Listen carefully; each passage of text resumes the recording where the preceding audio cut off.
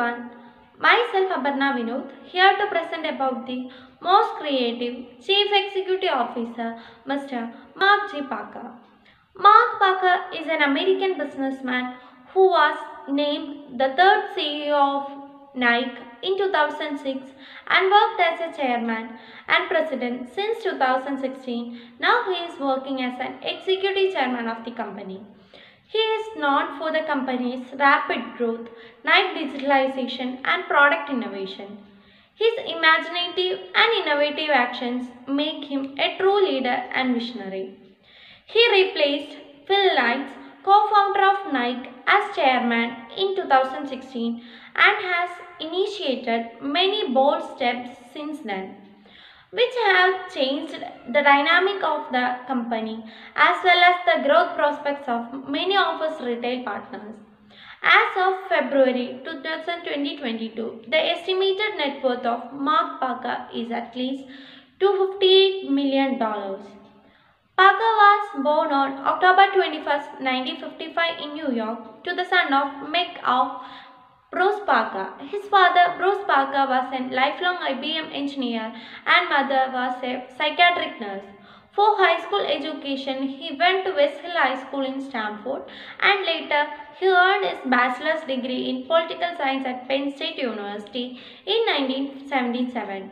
With the intention of becoming a veterinarian, he began studying science in college, met his wife Kathy there, and soon became interested in design, in part because he became obsessed with designing better running shoes. They become married and they have 3 children. People might be used with the big egos and big personalities who seems to want to make a headline as much as possible, but Parker is a notable exemption to this rule. Instead, he is an introvert who prefer a more reserved approach. Given Nike performance under his leadership so far, it seems safe to say that introvert CEOs can be just as successful in business as their more extroverted counterparts, particularly since there are other introverted leading other major companies as well. Mark Parker is a perfect example of someone who climbed through a great corporation rank to become its CEO before leading it on to even greater heights. Although he started out as a shoe designer for Nike, his involvement with a number of its successful projects resulted him being propelled upward through its ranks, culminating in him standing in the position of its CEO. In 1979, Parker started his career with Nike as a footwear designer. Back then, Parker was not just drawing shoes but also working with manufacturer partners, studying new rubber and synthetic leathers, conceiving of marketing campaigns, and testing product with sports persons. His hard work benefited the companies and made him eligible for many positions. If you look at this promotion history, in 1987, Mr. Parker became Division Vice President in Charge Development, General Manager in 1992, and Vice President of Global Footwear in 1998. He was named Co-President of Nike in 2001. In 2006, he was appointed as CEO of the company. Before and during his time of CEO, Parker devoted a lot of time to Nike Fable Innovation Kitchen, which is a top secret prototype area that offers plenty of tools, machines, materials, instruments, and utilities for designers to explore new thoughts. While many CEOs might not be least as precise to also hand on with design, he did during this tenure at Nike. Parker working on several running projects, including the Odyssey, Pegasus, Air Trainer, Presto Nike, Frequency, the Autolodge Hybrid, sneakers, and the lifestyle-oriented HTM range. Mark Parker started tapping artists like Coase, Futura 2000, Stanch, Mr. Cartoon, and Oz Gems, and to limited edition of stickers around mid-1990s. Many of these partnerships are still active, and the resulting sneakers are considered highly collective. His office from work to work is occupied at a artwork he has committed or collected. from any Warhol pieces sculptured industrially. It was reported by Mr. Mark Parker once came to Miss Larry's crumpled Chris with Blankkirk commission and asked, "Do something huge." He is known for a thoughtful and dramatic leadership style. As an introverted CEO, he is something of an oddity in the world of headline-grabbing CEOs. He takes a meticulous approach to product development known as design thinking. Nike's management approach hasn't comes from studying and reading business books. It is more intuitive from the culture of sports. We are constantly looking for ways to improve. How do you adapt to your environment and really focus on your potential? To really go after that, you have to embrace the reality that it is not going to slow down, and you have to look at it as half full, not half empty.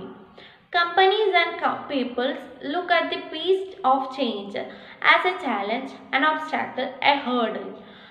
We like to look it as an opportunity, get on the offense.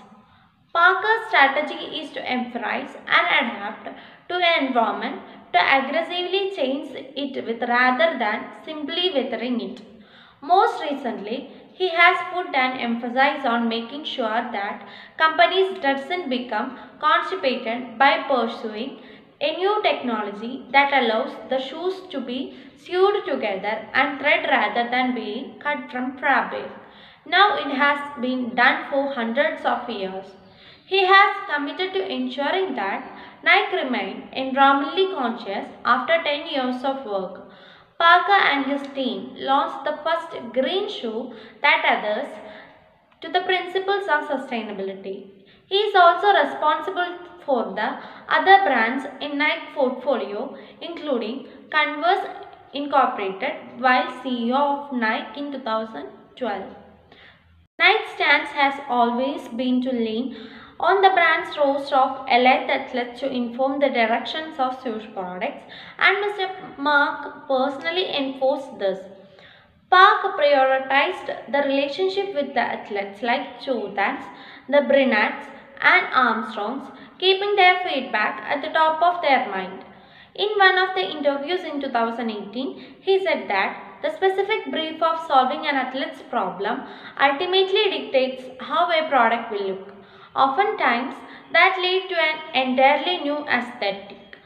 That's what separates us from many other designers, and really, fashion designers have always told us it's that authenticity that rounds them to the company. American basketball player Cobb Britner shared a surprising moment with Parker in one of his interviews, in which Cobb got surprised when Parker took his notebook to sketch during the middle of the conversation. One of his big moments come at the all-staff meeting, in which Parker officially declared that Nike is a sports company rather than a sportswear company. His message was to focus on consumers rather than product. Having a passion for the sports they love to play and enabling them to perform at their best. The focus on sports persons and optimal performance has also taken him close to the edge of many controversies. American former professional road racing cyclist Lance Armstrong's immense fall from grace, when finally exposed as a drug cheat, happened under Parker's rule. In 2019, he was found to have a direct doping scandal. According to the US anti-doping agency, Parker was included in several emails that outline ongoing efforts of Albatros-Seltzer to find a performance-enhancing drug that wouldn't stimulate a positive doping test.